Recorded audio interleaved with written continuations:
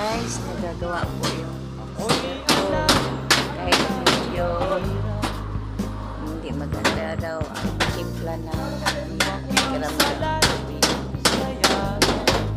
Nagawa niya para mga ganag mga gulay-gulay. Naayos siya.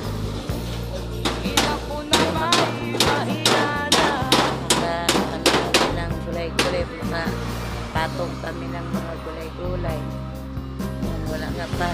Wala nga siya na ano pa rin nga kasi lagi ko pinapaayos-ayos yan.